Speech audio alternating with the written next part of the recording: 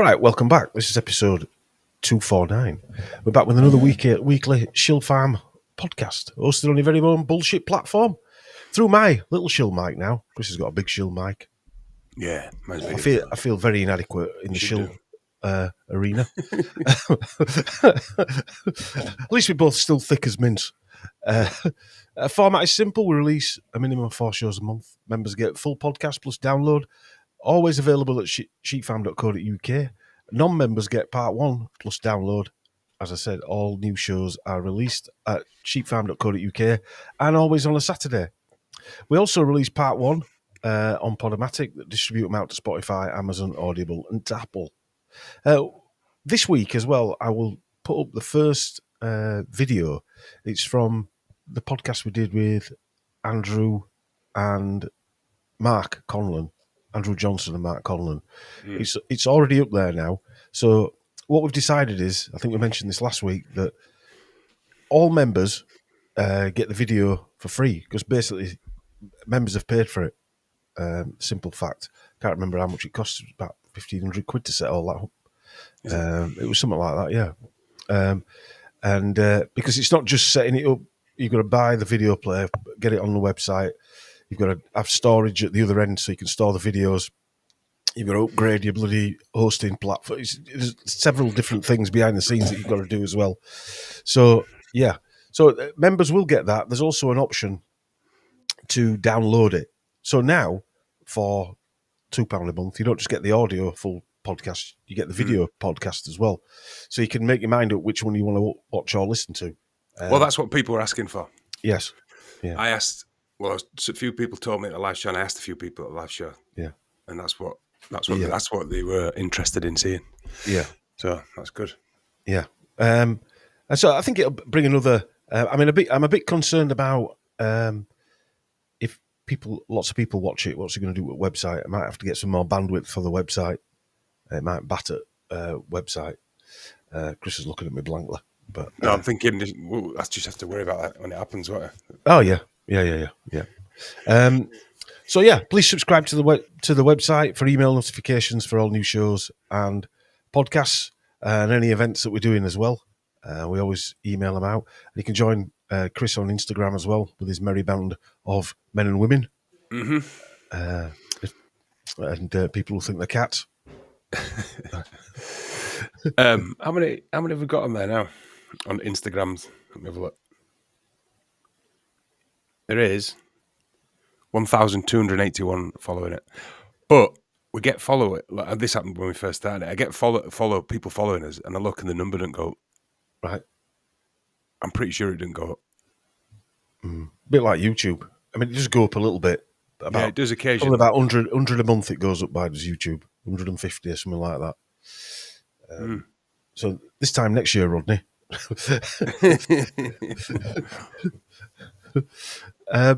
So email info@sheepfarm.co.uk if you want to. And Chris's, I've updated the link for Chris's Gaping Gobs. Well, actually, when I mentioned that, I put it on Instagram as well. That new bottle opener I've done, which is just the Sheep Farm logo with a bottle stop and a couple of badges that I got done for the live show. Right. And I've sold 2 or 3 of them. I sold 3 straight away. Right. And people are asking for the badges. I don't know how I'm going to work that out. If people want, I don't know. Don't ask me. You started it. Well, to be fair, the badge thing's a good thing, isn't it? I might charge you £5 or something for 4 badges, just for posting them and stuff. I'm just trying to work out how to do it. Royal Mail normally. No, what I mean is how they pay us to do it, kind of thing. I'll work it out. You could put a badge pack on the Sheep Farm shop. Yeah. Badge pack. I don't know how you do it, though. I don't know how you I have to find a drop ship shop place that does it. I can't do it myself, can I? No. So, anyway. I've had a few messages, people asking for the badges. They're pretty good, actually. I've got a thick as mint one. Got that Sheep Farm, that yellow logo, established 2020. Spider asked me, where does the thick as mint come from? And I went, what do you mean originally come from? And he went, no, why have you made a badge of thick as mint? Because Jacob he came into the clinic today to pick some supplements up. And did I send you some badges? Yeah, well, I give him, anyway, Jacob had them. And he would give Spider some. And so I told him the story. Dom, I mean, don't you listen, Spider? Like, one of my best mates. He does listen, actually. He might not listen every week, though. No, he might not. And you bring it up all the time. I know. Spider, you thick twat if you're listening. Yeah, you're thick as mince. And you're a mincer. I spoke to one of my mates today.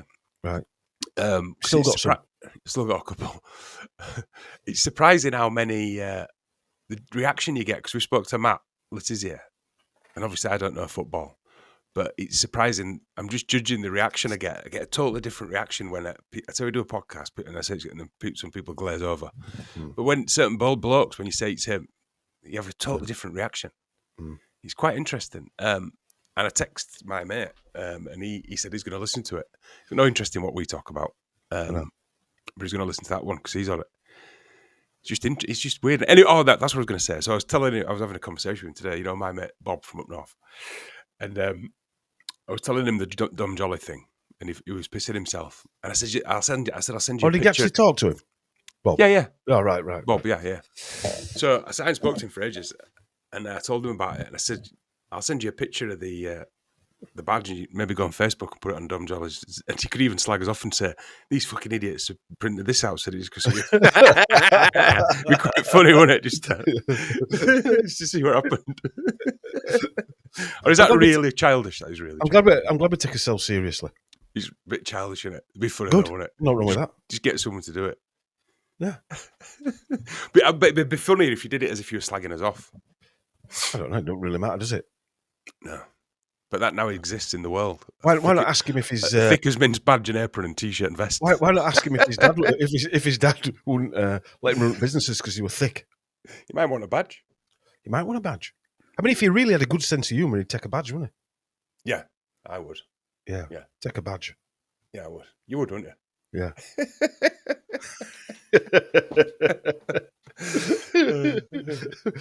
Childish but funny. Yes, childish but funny. I'm gonna this week, supplements. I'm gonna do an offer for the kids multi that your Sicily takes. Like I did other month for the Be Regular. I'm gonna do 35% off that strawberry bubblegum Lipsomal that kids take. She likes that. You sent me some more down, didn't you? Well, you got to be careful that they want more, don't they? Yeah. I've got videos of kids that have been sent in taking it, and they want more. I think it's pop, and it isn't. It's not sweetened with sugar or anything like that. She took some and said, that tastes like it did before. I said, it will do. It's the same thing. I like to hope it does. But so I'm gonna do a 35% off the kids Lipsoma multi, probably for this month or probably at end of November. It'd be like, what do they call it? Black Friday. Yeah. It might be Caramac Friday. Yeah, Caramac November. I'm going to call it. I might call it that, actually. Caramac Friday. Crap Black Friday. Yeah. So have a look at it, just for the kids, really. It's a great product. A lot of my neighbours' kids take it around here as well. I've had some right videos back, kids taking it. Right. Anyway. We had a good talk with Matt Letizia last week. I really enjoyed it. Different. It was a different thing for us, I think. Yeah. In a weird way. And then this one is John Hammer, isn't it? Right, then we're going. I hope you enjoy our chat with... I don't know, because I need to go. I hope you enjoy this chat we have with John Hammer. It's Hammer time. Yeah, good quality as always. We'll see you in part 2 if you join us there. All right, welcome back. This is Sheep Farm episode 249. Getting close to that 250 mark, Chris. Aye, fucking hell. Yeah. 249. And tonight, joining me and my rubber-lipped brother, we've got a new kettle. Yeah. That actually genuinely hurts. I used to get called rubber lips. So did I. In fact, somebody used to call me Dingy lips, rubber lips. Batesy. No, he used to call me Desmond the Rubber Lips. Sort of like a French twist to it. Desmond, and he were your friend. He were your friend. He were best mate. Yeah. Thanks, Batesy. We're only 10. I didn't even know what we were on about. Anyway, we've got John Hamer. It's Hamer time joining us. Yeah. He won't have had that one either.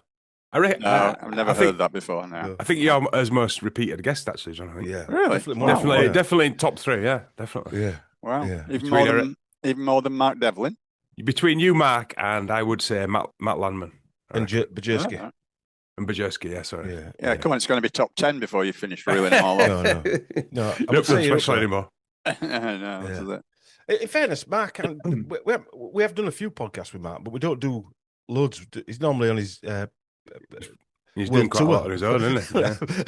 He's normally on his world tour somewhere, isn't he? You often do ones with Bajerski when I'm not there. Yeah. For some reason, you do them on a Sunday after we've done a live show. Yeah. Right. And I get back goosed. Yeah, after you've been working. Yeah. But yeah, in fairness, it's not. I know, like you were saying earlier, what we're going to talk about. I think, well, we've come unarmed this time. Normally, you might have a presentation or some kind of discussion point, but I think it's good to just chinwag. I mean, the whole reason why we actually that discussion me and Chris had when we set the podcast up, one of the things, apart from the deep dive research stuff, was I want it to be like when you ring me up or I ring you up, we end up on phone for an hour talking about all this stuff. I want it to be a little bit like that, or if somebody's in a pub having a chinwag or having a meal, there's so much to talk about other than the stuff we research and that. It's endless. Yeah, that's true. Absolutely, yeah. No, I'm cool with that. Yeah. Anyway, before we start, we're going to talk about those Nazi badges that you've had done. Well, no, I didn't mean Nazi badges. I did them for the live show, but me, John, and his missus had a discussion. Well, I had badges done before, but it was about doing one with just a symbol on it rather than it just being sheep farm. And I've used that logo that we've been using. It's a small club. So I think the idea was, wasn't it, John, that if you were wearing one and you saw someone else in one, if we could spread it, if it could ever spread that wide, who knows? You'd recognise that they were in the secret small group of Nazis.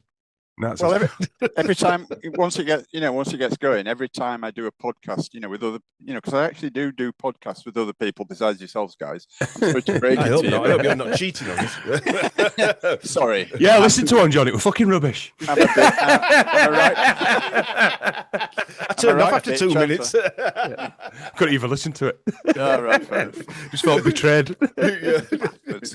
Go on, sorry, John. No, I was going to say, when I go on other podcasts, I shall, get them to talk about it as well. So, I try and spread the word that way, and hopefully it will take off. I hope it does anyway. Anyway, it's basically so you don't have to cut through the nonsense. You can see someone and straight away that you're aligned with them, if you like. More than you're doing it for some kind of rainbow charity. I thought of it. I did it before with those pins. I got some, but they were quite expensive. But I got the idea from the Nazis when they had the little Nazi badges. You go, They'll boss. spread that round. Yeah. Well, they're all wearing badges now. We were on with, Matt Letizia the other day, and he said about a minute before they were ready for recording, they made him put a Black Lives Matter badge on. He said he was fuming all the way through what they were doing. Before he was recording what? Sorry. Saturday, Sky Sports. Yeah, Sky Sports. Oh, well, Saturday. he's not on that anymore, is he? No, and that's one of the reasons why he's not on there. Right, because he refused to wear it. Or well, they said, do I need to wear this? He said, well, it's in your best interest. And he said he put it on because they had a minute, it was a minute before they were going to go on to film. And he said he was fuming all the way through it. And he took it off and said, I'll never wear that again. And then he had a Zoom call with the HR department. Yeah, come and pick your cards up. Yeah. Yeah. But yeah, just for speaking. Well, there's 300 of these out in the ether somewhere because we got rid of about 300. I gave them away at the live show the other week. Oh, did it? Right. Yeah. Right. Yeah. Probably made a mistake of getting 4 different ones because everyone wanted one of each. Could you send a thick as mince one to Dom Jolly? Yeah. I wonder how care of the BBC. I wonder how I could do that. Yeah. Chris, didn't you say you saw him on a podcast, Dom Jolly? I sent it to you. Yeah. Somebody sent it to me on Instagram, and it was him talking about the fact that he was doing he was with that other guy, what's that comedian called? Russell Howard. Russell Howard. Twat. Yeah. him who said if you hadn't give your kids jibber jabs, you're an effing idiot. So I've never kind of liked him since I heard him say that. But he was on his podcast talking about not Ozempic, but one of those Monjaro. Yeah, the fact that he's doing it. But then when you look at it, it seemed like an advert for it to me. Told the story of how he discovered it and then ended up doing it himself. Well, whether he's getting paid for it or not, he's certainly selling it, because I did watch a little bit of it. I couldn't watch it all because I just can't do it listening to him. But he was actually selling it. He was selling So it. that's slimming drug. Yes. Yeah. Yeah. Yeah. One of them. Yeah. Well, it's supposed to be dangerous, isn't it? It's supposed to be lethal. Isn't it? Oh yeah. It causes big C and all sorts of stuff. So he's saying it's safe. Or safer. Yeah. It's better than Ozempic, he said. Yeah. That's a different brand, two or three brands of it, isn't there? Yeah. I mean, you're asking for fucking trouble, aren't you, really? If you're injecting something in your ass and it makes you stop eating. Yeah, I mean, it's madness. I mean, it's like playing bloody Russian roulette with your body, isn't it? Yeah, especially when it's only a few years old, John, so you don't even know. Well, they were devised for diabetes. That's what they're devised for. So it affects all your organs as well. So, yeah. Right. Okay. I won't be taking it anyway. Well, not that I need it, but you know. No. Cream bun in one hand, fucking fat loss jab in other. Well, the issue is you don't just lose body fat; it actually you lose muscle mass as well. So it's not actually getting rid of just the bad weight; it's getting rid of all your good weight. So what tends to happen is after they've been taking it a while, they start getting joint pains, back pains, all this type of stuff, because obviously they've got muscle wastage. A lot of the women that are taking it, it looks like the faces have collapsed because all the muscle in the cheeks and stuff like that disappears. I think most famously, what's her name? Ozzy Osbourne's missus. She's quite vocal about how it's not very good. Yeah. Right. Yeah, but don't worry, they've got a drug to cure the side effects of that one. Fine. Yeah, they'll have one lined up, won't they? Yeah. But isn't it funny when you actually think about it, right? In this day and age, that we've reached a point where we've got so. I'm not slagging anyone off here, by the way, but as a nation, we've got so overweight that they've had to come out with an injectable. Yeah. To lose it. I mean, it's not just people's eat; it's the food that we've got on to eat. I wrote the side effects down, so just bring them up. So the side effects these are the nice ones: nausea, diarrhea, and indigestion. Serious side effects such as thyroid cancer and pancreatitis. Right? Is death one of them? Because they usually put death in. Well, that comes after that, John. That comes after that. Yeah. Oh, that's really serious side effect. Think positive. Yeah. Does it actually say that in the info that that cancer? All right, fucking hell. Well, there's lots of that is on. Sorry, John. That's on drugs.com. And drugs.com, you can sort of it's one of those websites that accumulate all the drugs. I haven't been onto it's EMC squared. You probably need to go on to look on Monjaro on there. I haven't looked at that, to be honest with you, but yeah. But I said ages ago, I don't know if that they were clearly, in magazines, if you looked at Daily, they were clearly selling it with stories, and some of the stories are even negative, but they're still selling it. They're still talking about it and saying you can get it. And apparently there's a lot of people taking it now. Well, you've got idiots like we've just been talking about selling. Not only were they selling that, they were calling in 2020, obviously, anybody who weren't getting jabbed, anti-vaxxers and all this type of stuff. Yeah. So it's just the same thing over and over again being repeated, isn't it? And he actually had a go at us, didn't he? Or me, or whatever it was, for calling him an agent, an MI6. But he's an agent of the state, even if it's indirectly, isn't it, John? Even if it's not MI6. Dom Jolly talking. Yeah. These people are like that, aren't they? Absolutely, yeah. I mean, they're just brainwashed into going along with the bloody agenda, basically. I mean, they probably think that they're good and wholesome and whiter than white, but they're actually, being propagandized into pushing the NWO narrative. Yeah. So. And it's obviously quite clear that all these people, and we're going to talk about Gary Neville in a minute, who I mentioned before we came on. Well, we might as well do it now, actually. He did a podcast, a selfie video of his self-importance walking down the street in Manchester. And one of his phrases was, over the last 20 years or 15 years, I've built so many properties or something in Manchester. So he's already. Oh, really? how Did he say important it is. that? Oh, yeah, he totally did that. What had happened were somebody, one of his building sites, they'd put a Union Jack over the scaffolding. And it's never happened before. And all of a sudden there's a Union. So he went and took it down, right, over the scaffolding. He's going on about how many times he's played for England, so you can't even question my patriotism. All of that's nonsense anyway. Sorry for anybody who's patriotic, but and he's obviously got a backlash. He were basically saying that people who are putting Union Jacks on stuff are white middle-aged men. Right. So I mean that's a weird pigeonhole to start with. Bear in mind he were walking through that wood before Starmer got voted in, interviewing him. He went through like a country lane on a path and that, having his ass felt by Queer Starling while they were. So he's actually pushing the narrative of what the Labour Party are trying to push. This were after what happened in Manchester, which, I mean, has all the hallmarks of some kind of false flag. Because definitely.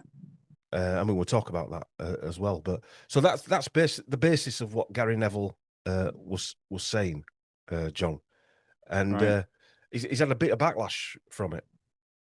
Not bloody surprised. Yeah, I mean, it's I mean, what is so wrong with displaying your nation's flag anywhere? I'm not madly patriotic, but it's just the principle of the thing, isn't it? It's all of a sudden it's become racist to show your own national flag. It's just utter bollocks. I mean, pathetic. It is pathetic. Yeah. In fact, a reasonably funny story. You may have heard it before, but apparently people have started painting Union flags and St George's flags in the bottom of potholes because they know that the council will fix them in 24 hours. It's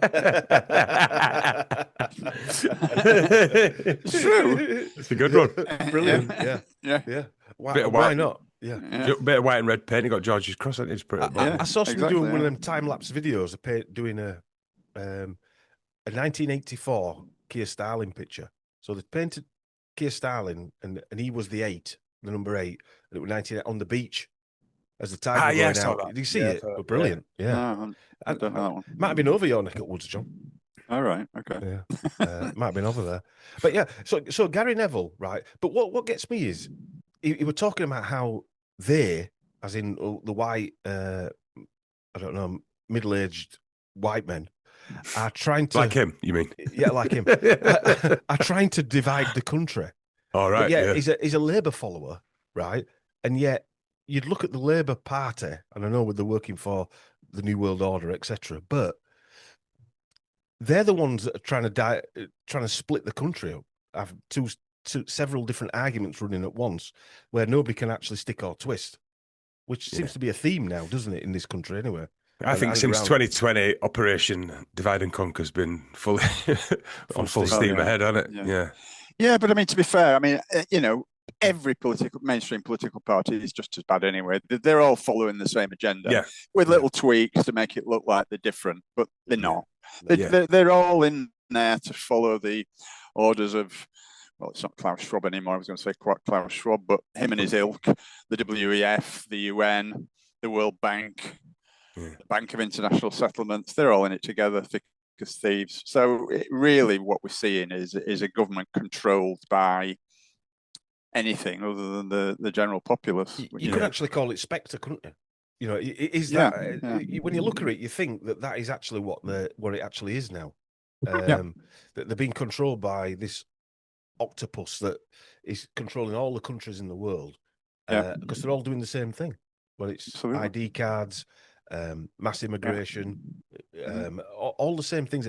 And in the meantime, you can flatten a country, kill 70,000 people in 2 years or whatever it is they've killed, probably more, and nobody says fuck all. Nobody says anything. And if you say anything, you're anti-Semitic.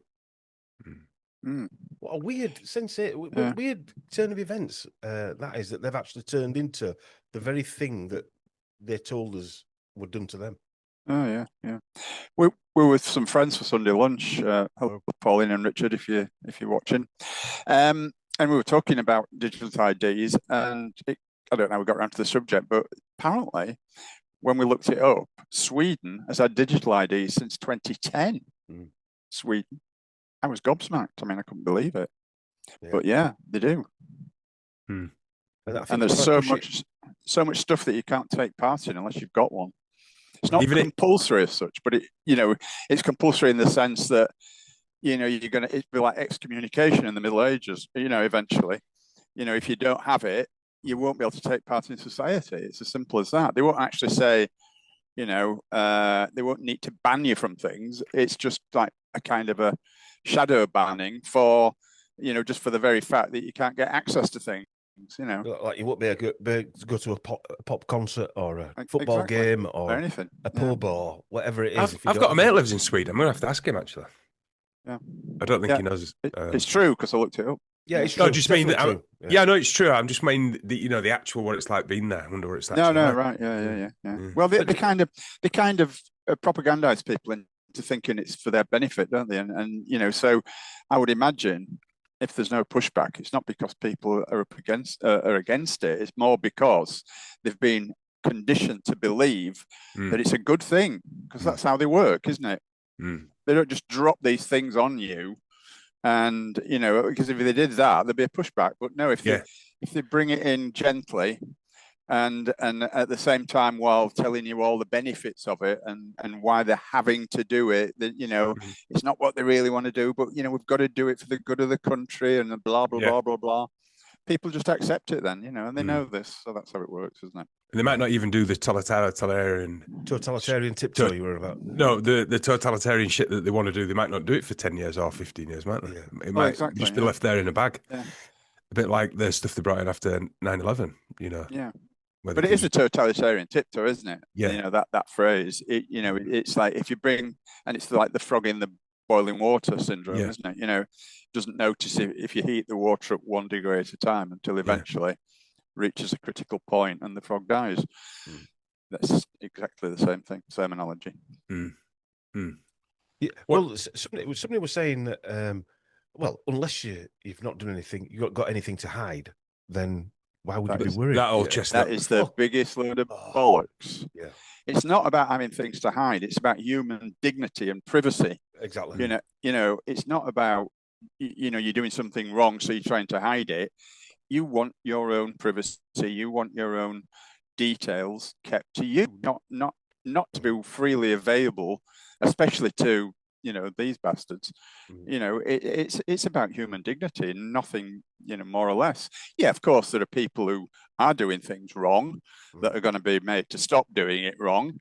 But, that's not the point. They use that phrase, that expression as a way of, again, it gets in your head, that phrase, because you think, most people just think to themselves, yeah, that's right, I'm not doing anything wrong. So what have I got to fear? Yeah, the trouble is to lose, Yeah, but the trouble is the people that are actually doing proper things wrong to everyone are the ones dishing out the fucking card. Well, that's very true, of course. Yeah. Well, hey, I'm not scared of anyone, right? But they do worry me. Do you know what I mean? They worry me. I'm not worried about knife crime wandering and all that stuff. All that bollocks. Yeah. Well, I'm worried about what these psychopaths are going to do next. I saw a video the other day, right? I should have downloaded it and played it, but anyway, I didn't.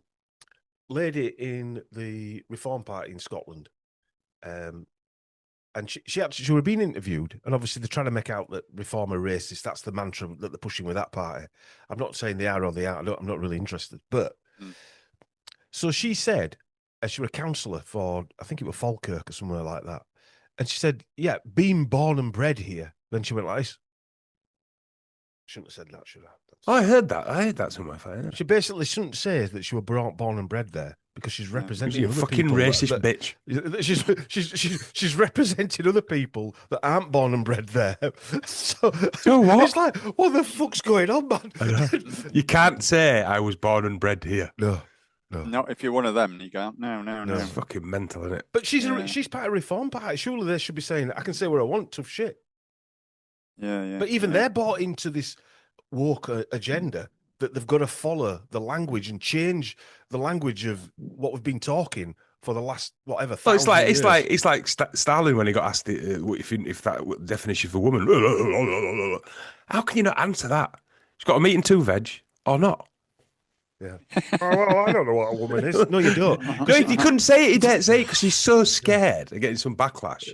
He daren't actually come out and say, "Man has meat and 2 veg. A woman doesn't." Yeah. Or what'll happen is Lord Backalley, who buys him his crotchless undies, wouldn't send him anymore. That is actually his name, isn't it? Backalley. Was that his name? No, it's called Ali, but I call him Backalley. Yeah. Is that racist?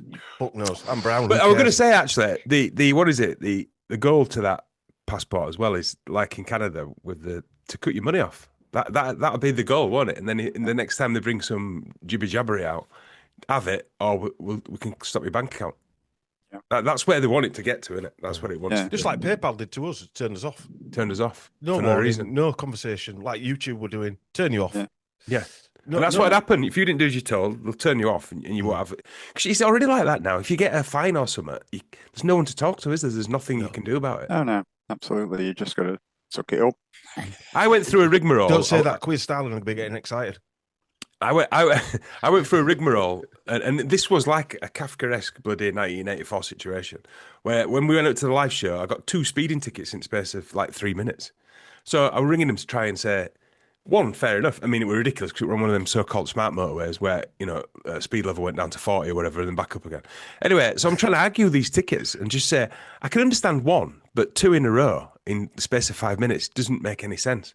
And this one was like, oh, no, you don't. And I had to go to bloody court. I had to go to court. I got to court in Peterborough and they basically said, no, you shouldn't be here. We'll pay your expenses for coming over. Really? I'm like, but I rang up. I made phone call after phone call trying to argue it. And you were stressed out about it, wasn't it? Yeah, it was stressing out. Was it the same incident that you got 2 tickets for? No, it was the same drive, the same motorway going up north. So I got 1 ticket and then I got another one 2.5 minutes later. later. Roadworks, wasn't it, Chris? It was a smart motorway where it were, speed limiter up and down. Because I drive like a fucking granny. Like Miss Daisy. Yeah. And anyway, I argued it. I rang up so many times, wrote letters, did everything. By the time I got to court, they said, oh, we can see that you've wrote letters and rung up and and you shouldn't really be here. I'm like, well... But on what basis? I mean, because surely, if you... basically, sorry, John. John, what happened is the first one, I had to do one of those courses online for speeding. Oh, right. The second one, because you're not allowed to do 2 courses, they gave me a blanket fine and points. But then when I got to Peterborough, this went on for about 6 months or a year. When I got to Peterborough, they took the points off and didn't charge me anything. So they basically and then paid me travel expenses. Right. But it was just so. It weren't just it were a smart thing. There were roadworks, if I remember rightly, and they had 2 parking. There were 2 speeding cameras. You said to me, not far away from each other.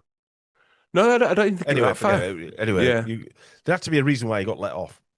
Yeah, that's what I mean. No, but if you get caught twice, whether it's 2 minutes or 5 minutes, you'll get 2 lots of points. Do you really? Yeah. That's it. You're not arguing that one. All right, I don't know. I got that because you were part of the.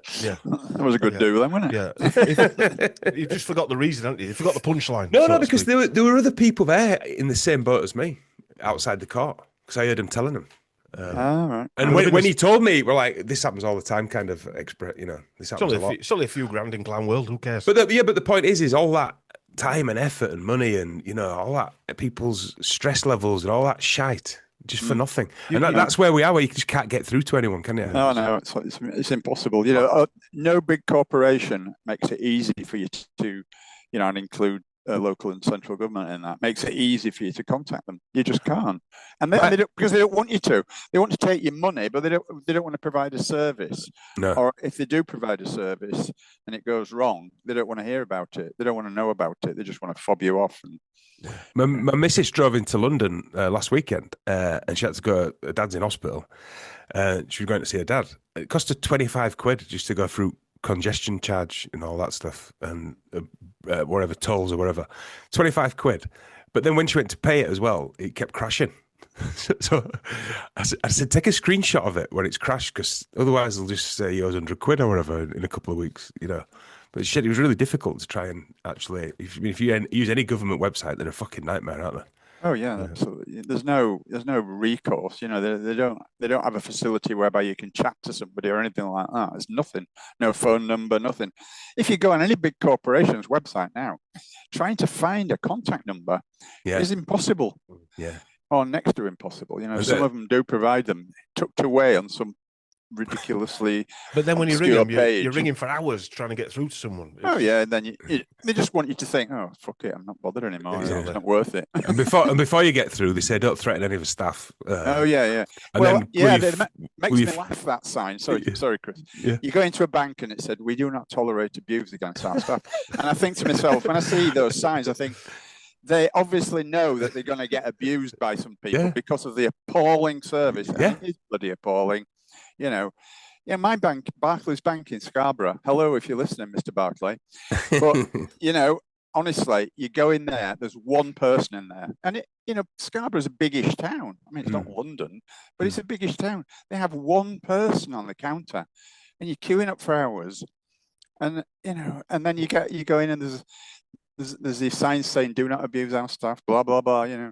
And then they'll come over to you and they have like people floating around. They'll come over to you and ask what they can do for you, and you tell them, and they can't help you. Oh, we'll have to wait in the queue. And just what's the point of that? Yeah, honestly, the whole thing is just a nightmare.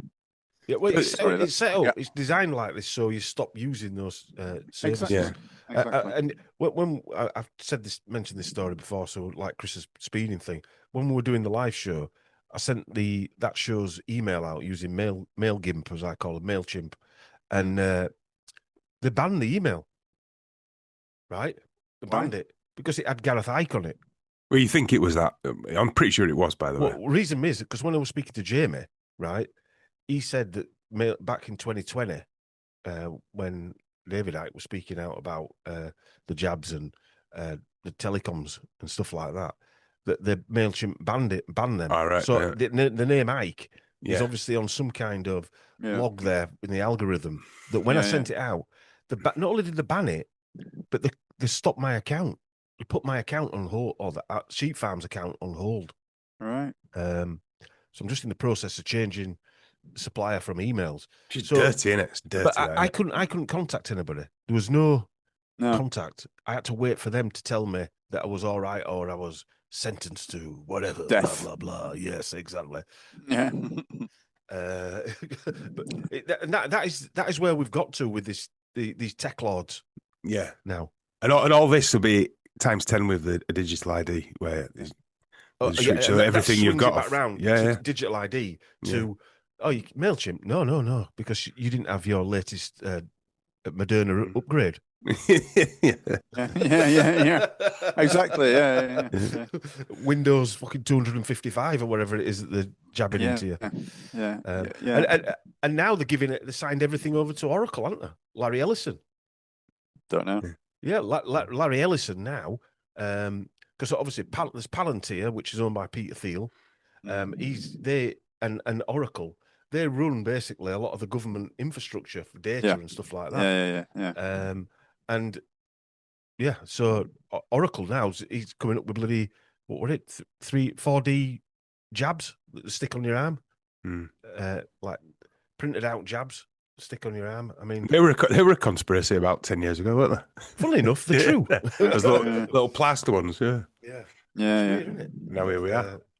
Yeah. Anyway, you were going to talk about. Well, both of you were going to. John's book you were reading. Oh, his Antarctica book with Andy. Yeah. Oh, right. Andy's book. Yeah. I took it on holiday and read it on holiday. Really enjoyed it. I'm on the last chapter actually. Ass licker. Yeah. No, I'm not blowing smoke up his ass. I was saying to you earlier, if I didn't like it, I just wouldn't say it. Fair enough. He did actually say to me, "It's really good." Yeah. He went on holiday when I were, and he said, "Yeah." Because I don't often read fiction these days, but I don't. I got it off you and took it on holiday as a holiday read. It's a proper little thriller, isn't it? It's really good. Yeah. Well, we're pleased with it. Yeah. We're writing the sequel as it goes now. Are you really? Yeah. Brilliant. Yeah. You haven't got to the I'm right not at the end. very end. No, It's left a bit of a cliffhanger, but I won't spoil it. I'm guessing it must be because where I've got to, I'm right at the end. But you can hear yours and Andy's voice in it sometimes, which is quite funny in a way. And I tell you what's funny, actually, John, is the descriptions of having a pint are repeated a few times. And you can just tell you both blokes who like a nice pint of ale. Yeah, well, one of the main characters is a northern lad, so, Yeah, one from Scarborough, one from Cambridge, isn't it? That's right. Yeah, that's right. Oh, yeah, of course. Yeah. Yeah. It's funny that. Yeah. Thoroughly enjoyed it. I mean, I love the Antarctica conspiracy, if you like. Anyway, Yeah. And you've got a lot of facts in there as well, haven't you? There's a little. Well, we've got a lot of historical stuff in there that we've kind of woven into the story. So there's like flashbacks in there, and you know, flashbacks to historical events. Yeah. You know, again, I won't go into it in case anybody's thinking about it. The Scott bit's good. Amelia Earhart as well. She's in there. Yeah. The Titanic, that's in there. It's good. The audiobook's just come out now as well. It's come out this week. The audio version is available for anybody out there who wants an audio version. Who reads it? I read the introduction, which took me all of 5 minutes, and Andy did the rest. So, division of labour. Is it a translated version for Andy's accent? Because Andy's got a stronger accent than us. He's got super Yorkshire. It's from Bradford. Yeah. Might need subtitles on that. That's what I mean. How do you do subtitles in an audiobook? Yeah. You got Laurence Olivier in the background, you know, talking over him, you know. Yeah. What do you Burton? What's your opinion? I mean, I've obviously read that of the Scott the Antarctic thing then, John. The reason I put, and that was my idea to put that bit in. The reason that I thought that might be because I've thought for a while, since I became interested in flat Earth and became a flat earther, that I wondered if, obviously they said that he reached the South Pole, but Amundsen beat him to it. You know, that's the story. Yeah. It just made me wonder if the reason why they died was some kind of a psyop. Either they didn't die and they were whisked off somewhere else. I don't tend to think that. I think it's more likely, if anything, and I'm not saying this is the case, but if anything, that they were all bumped off on their way back, and they concocted this story about this. They love to melodramatize, if that's a word, these stories. You know, so Scott and all his men, they died, and they were only 12 miles from safety after this 1,100-mile trek from the South Pole, and they failed just 12 miles short, and it kind of gathers everybody in and makes people think, oh my God, what an incredible story, so sad, blah blah blah. They do it with everything. They do it with the Titanic, everything. And you know, the thing of him getting out and I'm just going for a walk, guys. I mean, I didn't remember that from school because it was such a dramatic story. That was Lawrence Oates, wasn't it? Captain Oates. He apparently said, this is the story. He said, I'm just going out now. I may be gone sometime. And he just apparently walked off into the blizzard and he was never seen again. I would suggest watch out for Captain Oates in the sequel. Sorry. Oh really? Oh really? Fucking hell. Sorry, go on. That'd be good. No, but I mean, I would suggest. It's only my opinion, but like the Titanic and the Scott story, if you like. There's a bloody Scott museum in Cambridge. Is that where he's from? I don't know, but there's a bloody museum. It's like 5 minutes from my house, 10 minutes from my house. I've been there. It's shite. But I'm going to go. It's only small. What was it really like? It's only small. I'm going to go and have another look now because I didn't really think about it at the time. See how shite it is. Yeah, just see how really shite it is. But stories like the Titanic story, the Scott story, I think when they're so big and dramatic, there's definitely shenanigans around them. Well, there is, but you know, the reason they're selling it so much, I mean, finding this diary that tells that story of his mate walking out when they're all fucking freezing. Bandanas and passports again, isn't it? Bandanas and passports. They're all freezing to death, and he's going to write, Oates has gone out for a little walk. He said he'll be back in a bit, and he's never come back. You know, how do you... and then they find it in a tent in the middle of nowhere in that fucking ice sheet. While his fingers are going blue. Does it just drift off? Oates has gone for and they found the bodies under several feet of snow, but the paper diary was totally intact. Obviously, John. It didn't disintegrate or anything like that. From fucking wherever, they didn't even have waterproofs, did they? They just had furs and stuff. Yeah. A wool pullover. Yeah. A big coat. I mean, it just stinks of shenanigans, doesn't it? The whole thing. I mean, it might be true. I mean, I'm not saying it definitely isn't true, but it's just a. But what I mean is, you suspicion just of the whole drama of it. Yeah. The fact that I know that, I remember that story from school, being told it over and over and over again, just like fucking Henry VIII's wives. Things you just don't really need. They're not really that. Yeah. They were sowing the seeds of the Antarctic treaty, weren't they? Funnily enough, they didn't tell you about Spanish flu though at school. Yeah. They only killed 50 to 100 million. Yeah. Weird that, wasn't it, John? I know, it's Real very Yeah. Spanish flu. Yeah, Spanish flu was a good one, that. Yeah. Yeah. Yeah. But all right, let's should we move tack a little bit? So where have you done any research into anything new, John, for anything else you're looking at, apart from your Antarctic book? No, I mean, I did it. We've done an awful lot of research, not just on the Antarctic, but on all the different elements that are in the book. You know, there's things like James Forrestal, what happened to James Forrestal. You know, for those who are not aware, James Forrestal was the US Secretary of Defense who was, it's obvious he was murdered in the 1940s because of his beliefs. You know, he was anti-commie, which is not a good thing. You know, he was anti-communist. You know, he was friends with who was the guy that was that put together all the communist witch hunt in the early 50s in America. He was friends with him. McCarthy, that's him. Yeah. He was friends with him. You know, he was demonized for his beliefs, and he was proved right eventually. You know, he was friends with JFK. He was also big buddies with Admiral Byrd, which is one thing that we did find out in our research. They were very big buddies, and get this, as was Amelia Earhart as well. She was very big friends with Byrd. They were buddies. Did you find that out just when you were researching the book, then, John? Yeah, just researched the book. I didn't. Obviously, because it's semi-fiction. I didn't know if you'd fluffed that bit up. Bloody hell! No, it's correct. And you know, again, without giving too much away what's going on in the book, you know what goes on in the book, but you know, Byrd is, you know, figures in there in the, you know, because there was something in the late 1940s called Operation High Jump, which was again very suspicious.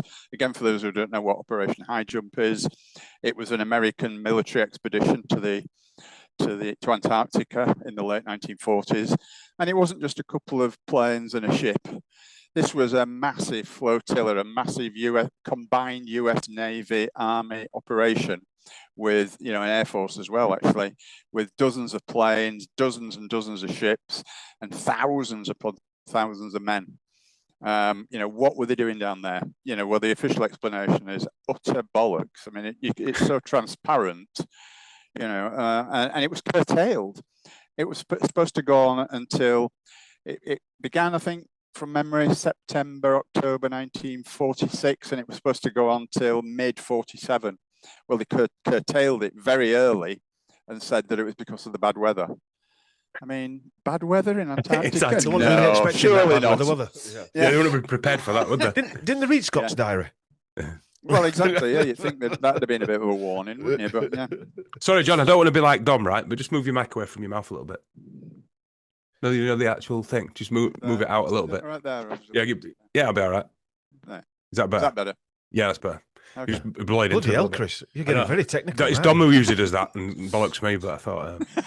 So you thought you get some of your own back. But well, no, I just thought, you know, scapegoat. No, but I'm saying it when it's necessary to say it. Dom just says it anyway, just to try and penalise me. Dom's just saying it so he saves himself some time trying to edit it all out.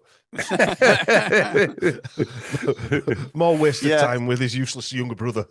Yeah. I was going to ask you about that. Yeah, because like I said, I thought you'd fluffed that bit up. I didn't realise it was so fucking. Oh yeah, we found a lot of stuff out. Yeah. Brilliant. Yeah, but apart from that, unfortunately, I mean, we've just for the last 12 months and more, that's all we've been doing basically. So, but that is what you do whatever you're researching, you find this new information. You think, why didn't I know this before? It's so blatantly. Obvious. It is mad, though, isn't it? Yeah. When you think, and like it's you not two. hard to find. This is the thing; it's not hard to find. You know, you just it just appears. It appears in front of you. Yeah. You've got to have the interest, I suppose, to start. But if you think like things that you two have found out, you know, on a world basis, yeah, it's just mad, isn't it? That you just discovered that they even knew each other. Yeah, because they know that, you know, the powers that be that perpetuate all this madness. They know that people aren't going to take time out of their busy lives to actually look into stuff. They'll just accept whatever the BBC and the ITV News tells them, or the Daily Mirror or the Sun or whatever, you know. Yeah. Somebody asked me yesterday, how do you find all this, you know, genealogy or stuff like that, like what's in my book. So Chris does it. Yeah, Chris does it. I said, it's just hours. It's literally. Yeah. He actually asked me, how long does it take? I said, I can't even put a number on it. No. It's, I won't call it addictive, but it is quite, you do get into a train of thought, don't you? Into that. Yeah, you do. Sports people call it flow state, don't they? I don't know. Well, you do. You sounds do when, impressive. Yeah, it sounds impressive. Yeah. I do when I make a sculpture fire. I make a sculpture. You're talking like, I'll make a new one. You could talk like 10, 12 hours. Yeah, exactly. Not in one go, but over it. But I'll do 4 or 5 hours, and you just go into alpha state, don't you? So, you do. You do. Kind of get sucked into it, and it before you know where you are, 2-3 hours have gone by, and then next time you look at the clock, 6 hours have gone by. It's just weird. Yeah. But I think that's part of the addiction to doing certain things like writing or drawing or making sculpture, whatever. You get addicted to the alpha state because it's a nice place to be, isn't it? Yeah. But also, I think you've got to be willing to go through the boring details as well, haven't you? Because there's a lot of boring detail that you dig out and put to one side to get to that little gem. Like the other day, my wife said, he's a weirdo, isn't he? She's talking about Leonardo DiCaprio, right? Not Christian. And she actually likes him. Really? Leonardo DiCaprio. Yeah, Leonardo DiCaprio. Anyway, because he were filmed coming out of a restaurant with a baseball hat on and a black mask on that they wore in 2020. He didn't want pictures taken himself. She says he wears that all the time. I thought, right, I'm gonna have a look at Leonardo DiCaprio. And it only took me 10 minutes to find out that it was his great-great-great-grandfather founded Smirnoff Vodka. Really?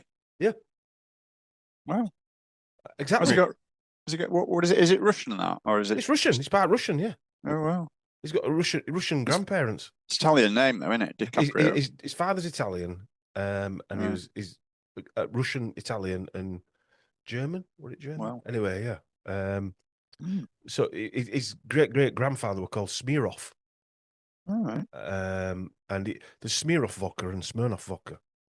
And when the Russian Revolution happened, the guy's grandson or son obviously had to flee Russia because they were supplying the Tsar with alcohol, like vodka, and they set up in Turkey and France. Then they sold it to an American businessman. Okay. All this booze talk now. I'm opening a bottle of wine. John's thinking, why didn't I bring mine? You should have known, John. I should, yeah. Yeah. I'll have some of Chris's. Just I'll pass you some through the screen. Email it me. Get a long straw. Which piss is it today, Chris? I've got a bottle of Governor. My delivery of Governor arrived yesterday. Right. Well, do you know? I know you can't. It's difficult because you come across thousands of bits of information or big information that smack you around the face. Go, okay, no, I didn't see that. But what is the one that stands out now? I mean, you'll go away probably and think, oh, there's that one as well, and there's that one. But is the one that stands out now that really whacked you around the head? And you thought, hell, over the last 25 years. Yeah, I mean, I got asked that very same question by Ant when I did a podcast with him on Friday. How dare you, Ant? You've stole my question. Yeah. Sure it wasn't the other way around? Yeah, probably, yeah. I listened to it, to be fair. Yeah, it's on me, listen to. Guys, listen to it. Yeah, well, I'd always had a suspicion about the moon landings, but when I really looked into that, I just thought, wow, it's so bloody obvious that it was all staged. None of it was real. I mean, there's so much information. Yeah. I mean, I've written a huge, thick chunk in Falsification of Science about the moon landings. And it's like, I mean, it could almost be a small booklet on its own. But yeah, that one really blew me away. All the different stuff. But again, that's quite a long time ago. And to be honest with you, mate, nothing surprises me anyway. Now, whatever I look into, I look into it with the expectation of it all being bollocks. So. There is still, though, for me, a certain, not like the, say, Leonardo DiCaprio one. That is like, well, you don't tell us this, do you? Like Mark's book, No One's Dad's a Plumber. That sums that up perfectly. Yeah. But it's the big ones, isn't it? Like, say, we were brought up in a household where my dad were like Winston Churchill's, what would you call him? Fanboy. Yeah. His old generation were a fanboy. Finding out all about Winston Churchill initially through people, David, what's it called, Irving, Irving. when he was doing through his book and through people like yourself and other people talking about it. It wasn't necessarily a slap in the face, but it's like, fucking hell. He didn't even do his speeches. It's quite chilling, I think, innit? I think is the point. Yeah. Because, I mean, I remember us talking about that fight going back 10 years. Because I was cycling. That's longer than 10 years ago. But I remember us having a big conversation when I was here. So it was like 2015. And I was cycling home and I was talking to you. Because I got home and we were having such a deep conversation about the whole, what should we say, World War II shenanigans and, you know, whatever. And David Irving and all that. And I kept cycling around block because we were talking about it. I didn't want to end the conversation and come home. So I had to get cycling around block for a bit.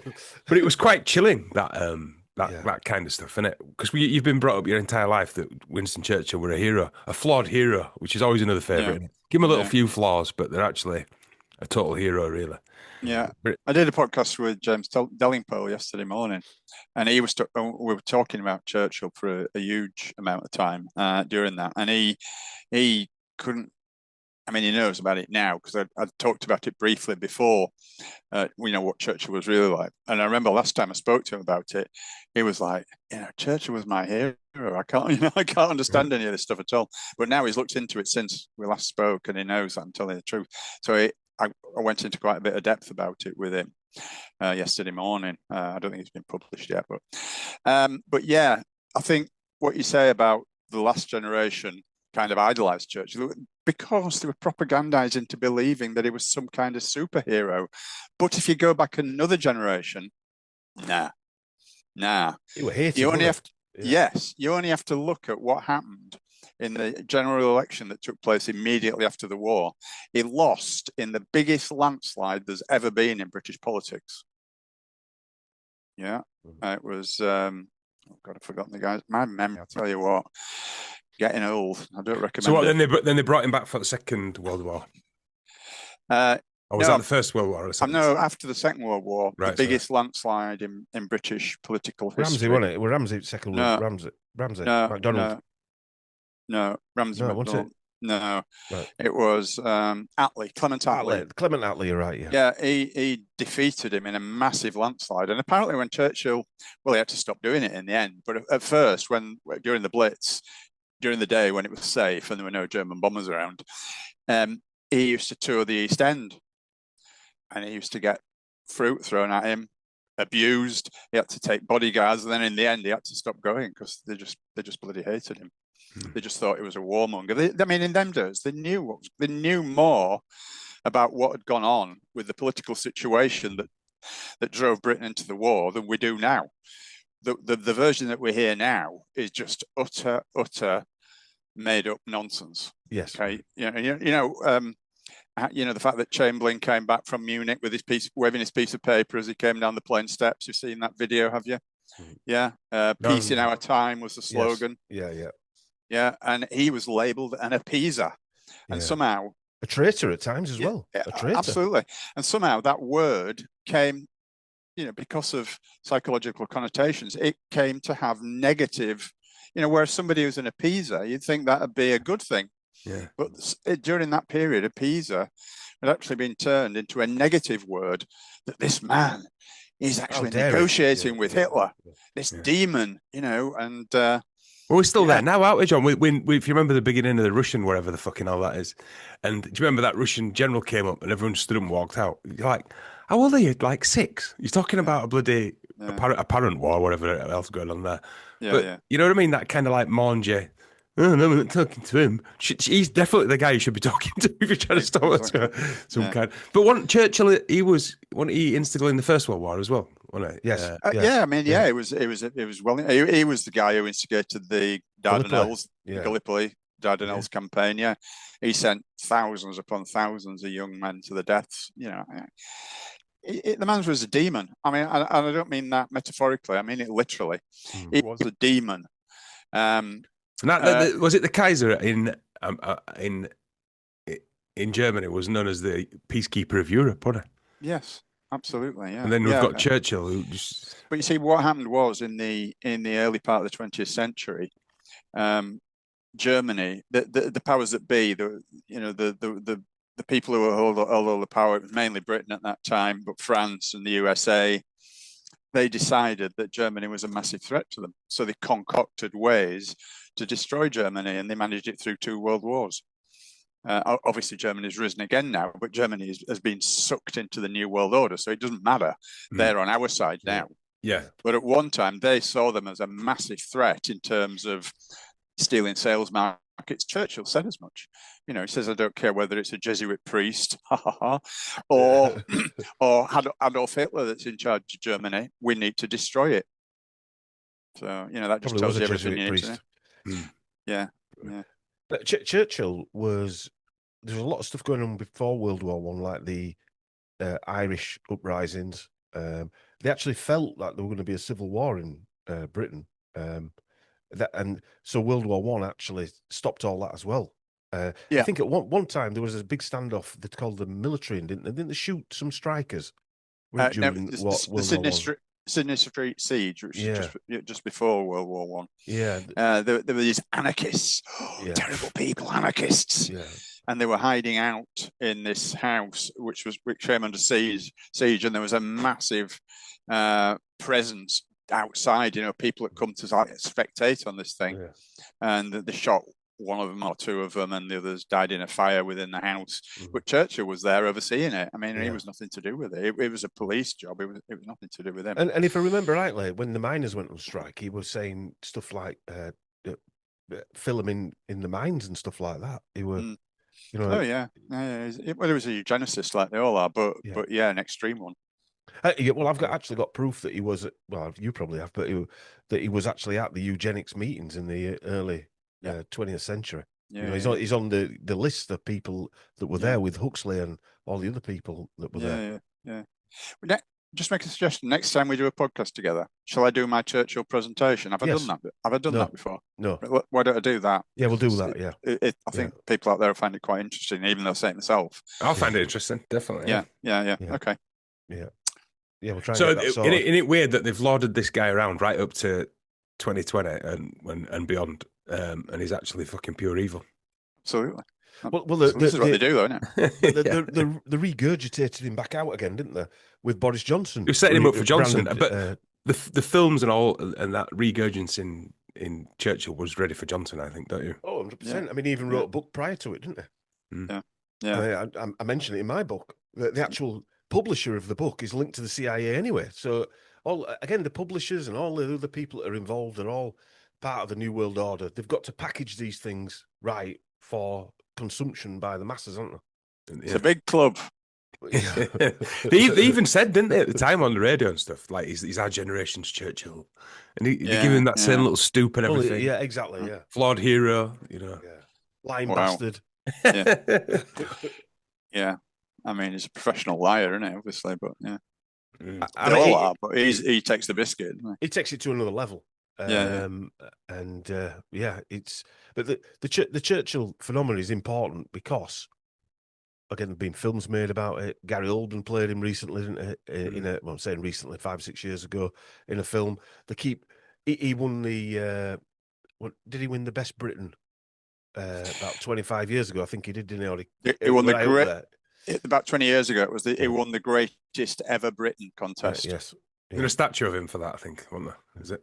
There is a statue of him somewhere, isn't there? Probably outside BBC with that one where that guy's nuts are out and all. If you got London, all the statues of people, you can guarantee if there's a statue of them, probably a bit of a prick. Yeah, absolutely. Well, that's probably true of everywhere, isn't it? Yeah. No, they're not. They're not there because the people wanted the statue. It's usually it's like in your face, you get, isn't it? Yeah. But you don't have to dig far from any of these people. I mean, you look into your stuff. Like, by the way, John's editing my what would he call it? Lack of grammar in my book. He's trying to be polite to me, and I said, "It's all right, John. Call me a thick bastard." No, it's not. It's not to do with being thick. I mean, it's just if you've never. It's not to do with just being thick, Dom. But he didn't say just, Dom. No, he didn't. He made that bit up. You see, It's like Boris Johnson. I was going to say it's taking lessons from Boris, isn't it? He's been researching that much of him. No, it's nothing to do with being thick at all. It's to do with whether you've got a leaning for English. I mean, I always have had. Yeah. Again, blow me on trumpet, but I've always been good at English, and I keep up to it. And if you, I'm guessing you've probably not done that much writing at all, Dom, since you left school. No. Yeah, because not many people do. Yeah. No, you don't. No. You don't. And this is going to be a good exercise for me on that one on its own, really, because obviously as I'm writing it and you're editing the pages, I'm going back through it. So then hopefully the next time I do something like this in a couple of years or whatever it might be, I'll be a lot more acclimatized to what it needs doing. Well, it won't need as much work. Exactly. Yeah. You pick it up as you go along. You're absolutely right. Yeah. 10,000 hour rule. Yeah. I mean, when I first started writing my books, the first book, I'm not saying it was awful, but it was, I wasn't 100% with grammar. I wasn't, but now, because I self-taught myself, I looked it all up. I went on a website, I can't remember what it was called now, because it's bloody years ago, but I looked it all up, correct grammar and how to punctuate. And people say, oh, it's easy to punctuate. You just put a comma there and a full stop there. But that's not what punctuation is. It's how you use it. It's where it goes, the comma. It's where the full stop goes.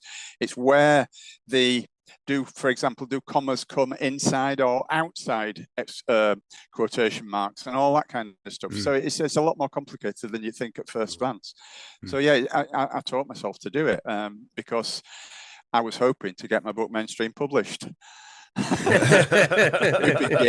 did that go, John? Nevertheless, not very well. Not because it's not worthy of mainstream publishing. The information won't be accepted by Waterstones. I see a beautiful future where everyone we speak to, all their books are in Waterstones. Eventually, maybe. Like yours, Anderson's, all these people we spoke to. But wouldn't that be beautiful if that's where the world went to, where that existed, where everything was up for fucking question? There might be a bookstore, for the people that haven't got digital ID cards. That'd be Some dusty old bookshop. You bought John Hamer's book in 2015. We're going to take it to Gulag. So you can't have a digital ID card.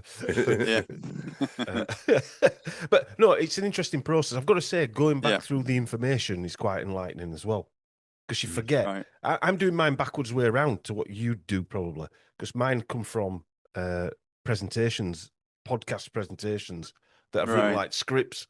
So I'm writing them as though I'm saying them. Right. So that's probably why the grammar is. That's my excuse anyway. I'm going to say I thought I just thick twat. A bit of both. Thick as mince. Thick as a whale omelette. Yeah. But you need that jab fire. Yeah, no. There is so much going on at the moment. Even more so than there were in 2020, because we had one thing that we were being told were happening in 2020. Now there's about 25 things going on all at the same time, and a lot of it is, and I found a lot of these genealogies all head back to where this is Middle East, where all this war's going on at this moment in time, to King Fulk V of Jerusalem. A lot of them head back there through the Plantagenets, through the House of Anjou, all the way back to Jerusalem. And so it's like we're coming full circle. Right. It's like we are in the midst of this, they call it the Great Reset, or the new normal, whatever you want to call it.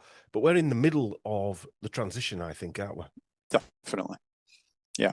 There's been a massive, people don't realise it, most people don't realise it, should I say, that since 2020, the world has changed dramatically. I mean, when you look back to what life was like, 2017, 2018, 2019. It wasn't great. No, but it looks so innocent, doesn't it? Yeah, it was a lot more freer than it is now. Mm. They're bringing in all this political correctness stuff now. I mean, which was there before, but it wasn't as strident. It wasn't as heavily enforced and obvious. Yeah, whatever phrase you want to attach to it. But now, you're very restricted with what you say, and of course, this is why they do it: is to shut down free speech, and that's what it's all about. That's what all political correctness is: it's to shut down free speech, and they're very successful at it because they make you sound like a demon if you say certain things. Yeah, like that woman that Dom were on about. I'm born and bred here. Oops. Yeah, exactly. Exactly. Yeah. How does the world get to that point where everything's turned on its head so much that you can't say that without going, "Oops"? I've offended in baby someone. Steps, in little baby steps. the totalitarian tiptoe. Yeah. That's how it's done. But that phrase there, I remember a footballer going back 5-6 years ago before lockdown. Right, Raheem Sterling. There were a guy. He were playing. I don't forget who were playing. Might have been Liverpool, but at the time, or Man City. I can't remember. I think it was Liverpool. A guy at Chelsea was shouting at him outside, giving him a load of shit. Wasn't being racist. It came out after he wasn't being racist, but he still said it were racism. What he said was, he were calling me them names because I was a black player. But he didn't say anything about him being black. He didn't say anything about him being black, but he said he picked on him because he were black. What did he do? But they're all. But you imagine, right, this day and age, how many black players there are. Yeah. Yeah. So it's almost 50-50, isn't it? Well, exactly. So you're going to struggle to, what are you going to say to someone? Hello, old chap, I disagree with you heartedly. What are you going to say to him? You're going to say, fucking diving bastard or whatever it is. Is it because he's black? Yeah. Now that, if he'd have said that, that'd have been funny. Surely people have got a sense of humour, for fuck's sake. Yeah. No, they don't have. No, comedy's not allowed anymore, mate. We can't be happy. No. I mean, comedy is so diluted now, isn't it? You see these bloody modern comedians on TV, on the occasions. And even comedians, yeah, it's just not funny. To me, it's not funny. It's so sanitized and so diluted. They can't say anything controversial at all. What I was saying was, what we're getting at there is that right, can you remember going back into the 50s and 60s where they had the signs in London when the Windrush people coming over? No blacks, no Irish, no dogs, or something like that, right? Yeah, there's a famous sign, isn't there, on a rental property. Yeah. Now, that there, we've gone from that to a woman not being able to say she's born and bred here. I know. It's 50 years. It's a leap, isn't it? 60 years. That is, how much of a leap's that? Or you've got, I'm dropping my son off, and it's a kid got out of a car, and he says, "That's that girl who thinks she's a cat." Hey? Should have gone meow. Yeah. So there's two girls in his year that think they're cats. What, they identify as cats? Yes. Oh, wow. And he says one of them parents stinks. Weren't shooting.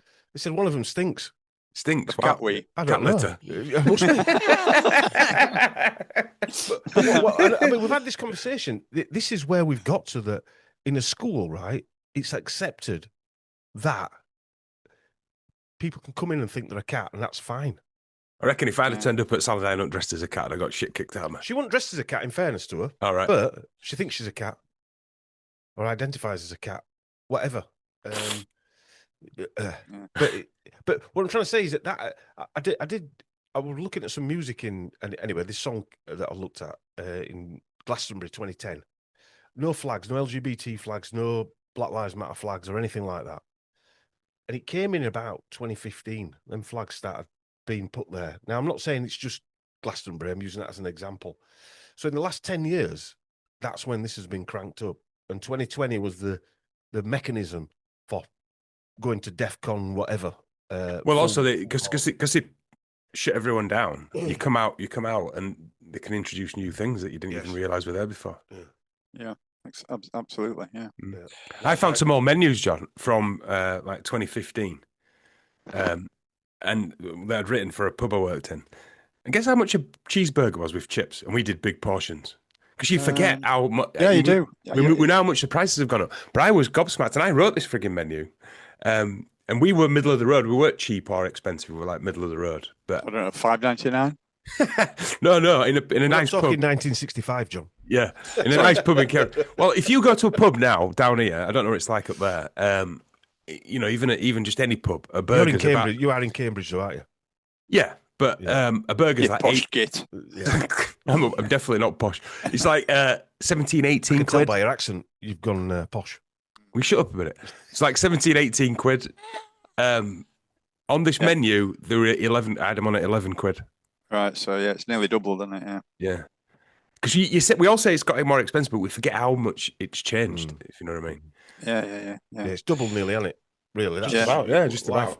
And that experience of going to Aldi or Waitrose, I remember going to Aldi and filling my car up for 70 quid. It's virtually the same price now. You can go to Waitrose. For instance, go to Waitrose and get a bottle of wine for $7.50. It's probably about the same price, give or take a couple of quid. There's no difference anymore. Right. What do they call it? Shrinkflation. Is that what it's called? Inflation, where you get less. You actually get less. It's like, I mean, I don't eat crisps, but when you get bags of crisps now, Yeah, or, they've shrunk. this is what they're talking about, or a fucking Toblerone or whatever. It's got 2 extra Yeah. chunks missing, or Yeah, they do. They reduce the size of things as well as put the price up, don't Yes, they? The crafty yeah, buggers, yeah. And Yes. instead of it being 300 grams, it'll be 275 or something like that. Yeah, exactly. Yeah. You've got someone in there at office going, but if we lose 25 grams from each, we'll make X amount of money. Yeah. Only Ann Summers' sales have gone up to Keir Starmer's house.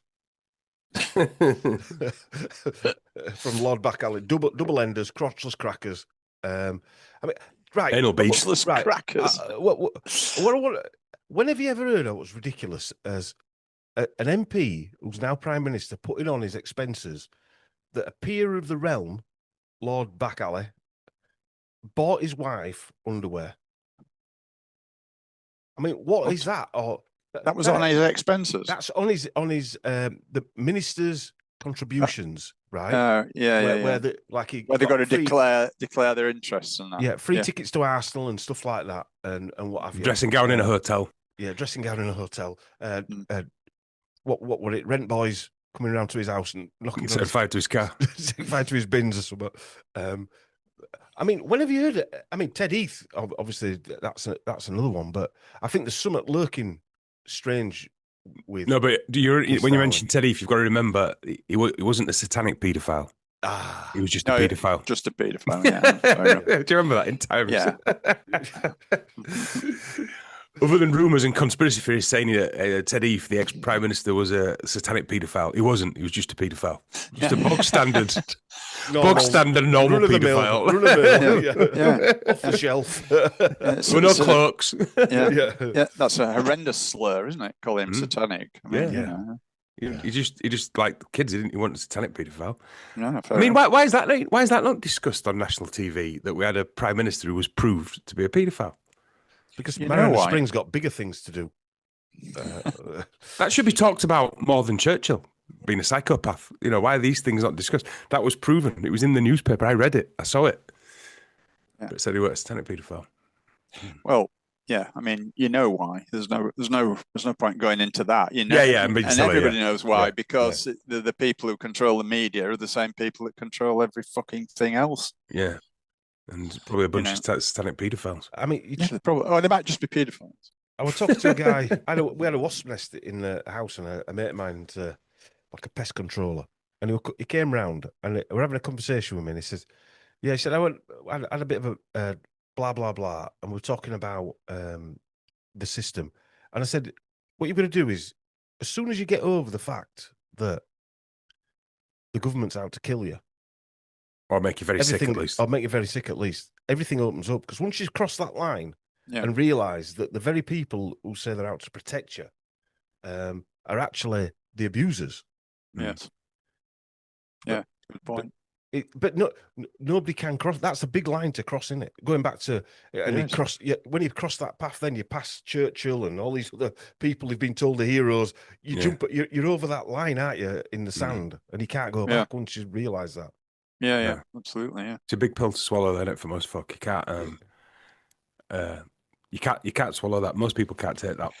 Well, yeah, because, it's too big a leap for them, isn't it? Because you can't go from thinking that everything's rosy and the BBC are good and they tell us all this wonderful information and blah, blah, blah, to suddenly thinking that they're protecting a load of evil, satanic scum. That's quite a big leap, really, isn't it? When you think about it. And what they want, John, as well, they want us to think that the government is slightly inept. Because it also gives us a feeling of power then, because you think, I could do a better job. I would have done this, and this. So I vote for Nigel Farage. I still do this, and this that I want him to. Yeah. It's just a different face on your TV screens every night, isn't it, Mr. Farage? It's not, it doesn't change anything. The whole system needs to change, doesn't it? But there's the same systems in every country, virtually, really, in a different kind of way. But why should one human being be in charge of this realm? It's ridiculous. Come on, Chris. I mean, democracy, it's the finest system that money can buy, man. Democracy. All right, then, shall we wrap up for this evening? John can go get a bottle of beer or something. Oh, yeah. glass of wine, preferably. Is that what Send me you're your after, address, John. I'll send you some of these badges up, mate. Okay, mate. I don't know that I've got your email address, actually. It'll be on that Zoom link that Dom I'll send sent it you. over to you anyway. It'll be on the Zoom link that Dom sent you. Cheers, mate. Yeah, But I'll send you some up, and I can send you artwork and get the badges off if you want. yeah.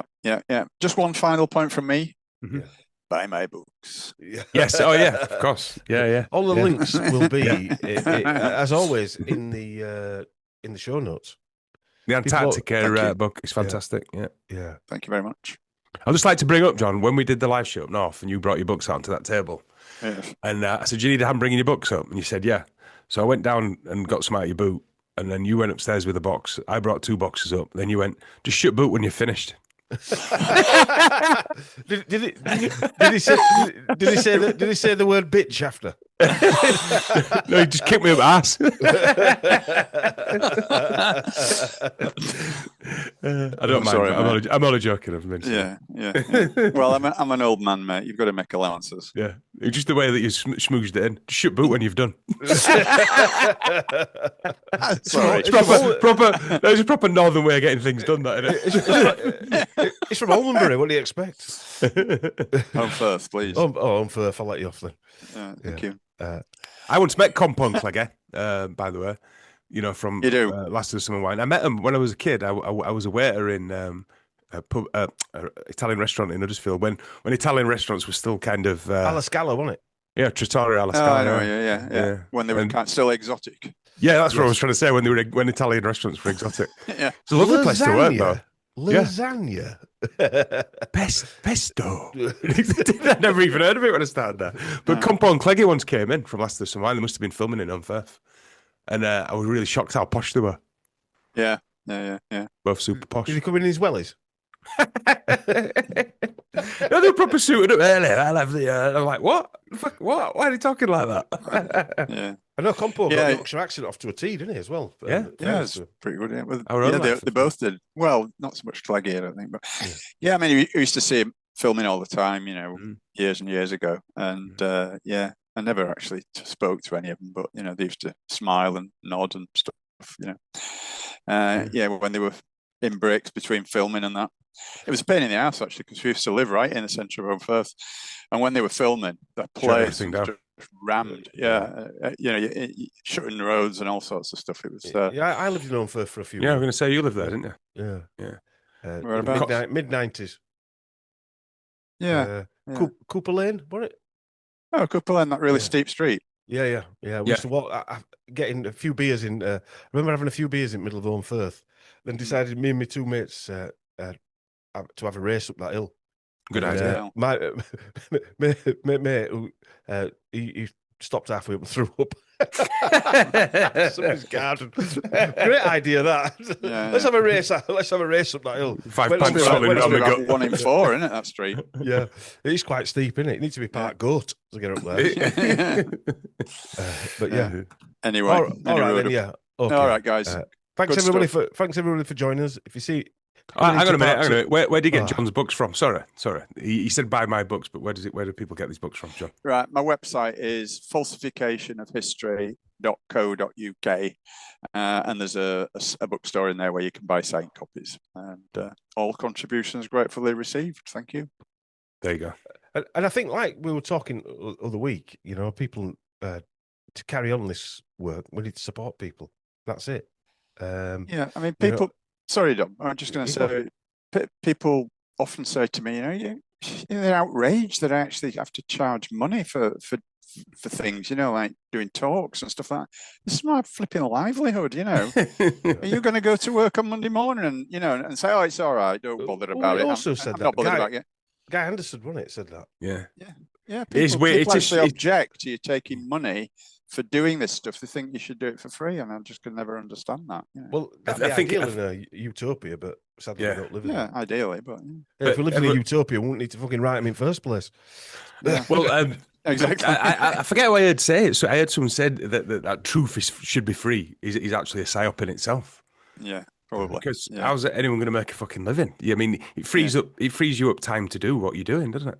exactly. And you can't do what I do and have a job as well. It just won't be possible. Just no chance. You couldn't do it. This is my job. This is what I do.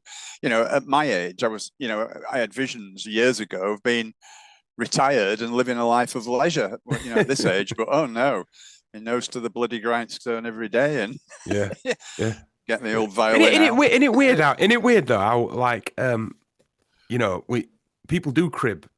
People who write books and stuff and say, people probably say, he came on this podcast just to sell his books. Of course you fucking did. Why not? Well, that's what you're supposed to be doing. But why does no one crib Stephen King or Gary Lineker for being on BBC, or used to be on BBC and earning $3 million a year and stuff? It's weird, isn't it? That entertainment seems to be fine. That, Leonardo DiCaprio, even though he goes to UN saying about global warming, lives on a massive yacht with like fucking 18-year-old birds on it. But that's all right. But if you're writing a book, it should be free.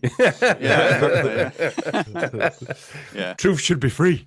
Absolutely. Yeah. Never mind printing costs and putting your website up and all that. It should be free. I mean, yeah. Just give them away free, John. Yeah. Well, I will do if they promise to send me a food parcel every week. I gave my badges away free at the live show, by the way. They were free. But if anyone wants to buy them, nothing's free, Chris. There is no free lunch.